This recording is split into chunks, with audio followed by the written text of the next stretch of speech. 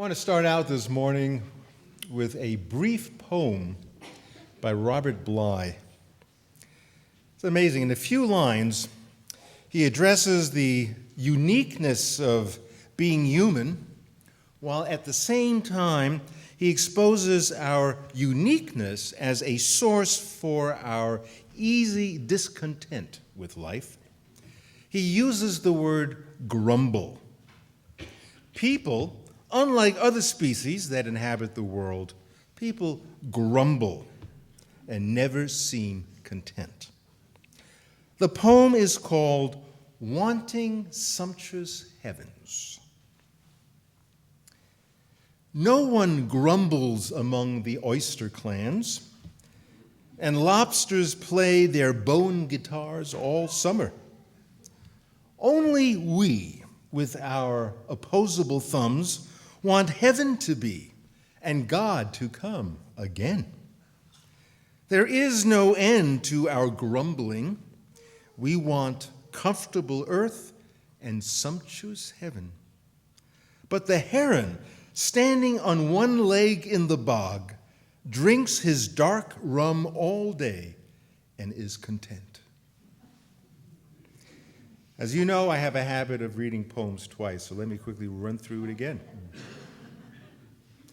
No one grumbles among the oyster clans, and lobsters play their bone guitars all summer. Only we, with our opposable thumbs, want heaven to be and God to come again. There is no end to our grumbling. We want comfortable earth and sumptuous heaven. But the heron, standing on one leg in the bog, drinks his dark rum all day and is content. Well, if this is true, and it feels remarkably on target, how do we grumbling malcontents ever find enough peace to answer the questions raised in our reading this morning pertaining to what really matters personally to us? We desire a comfortable earth, even sumptuous heavens, but do little to facilitate a better world. Life can feel empty and meaningless amidst the swirl of grumbles. Now, grumblers are not known for their engagement with life. They generally do not pursue solutions for an uncomfortable earth. And yet, aside from our opposable thumbs, we also have the ability and the desire to seek life's meaning. Is there not an inner nagging voice which keeps asking, what's it all about? Who am I? Can I make a difference? The religious writer, Winifred Gallagher, points out that just as we are born yearning for relationships, we are born with a craving to know our larger purpose. So much of this revolves around trying to understand ourselves and also understanding ourselves in the context of the problems we confront.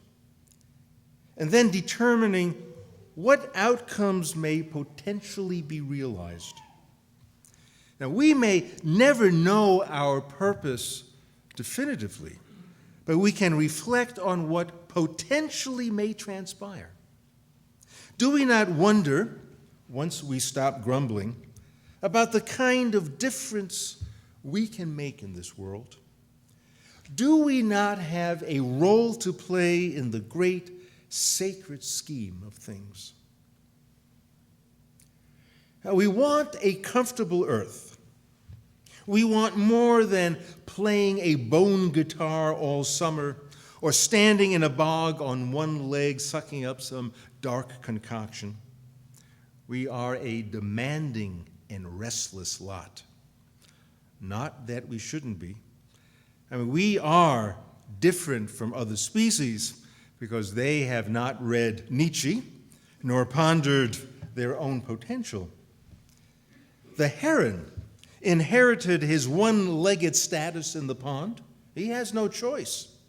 We have not only unlimited possibilities of where we stand and how we stand and what we drink from our bogs, but also how we choose to view the world.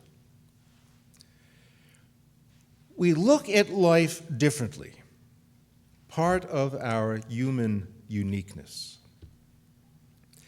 I never liked the way my father looked at life. He always had a negative spin on things, which drove me crazy because I didn't see it at all like that. And once as a teenager, I was bold enough to summon up the courage to look him in the face and call him a pessimist. Now, typical of all pessimists, I believe, he denied being one and said he was a realist. That infuriated me more. The implication, of course, was that my good spin on events wasn't grounded in reality. I was a dreamer living in the clouds, and I had better start grumbling more because that's what the real world required.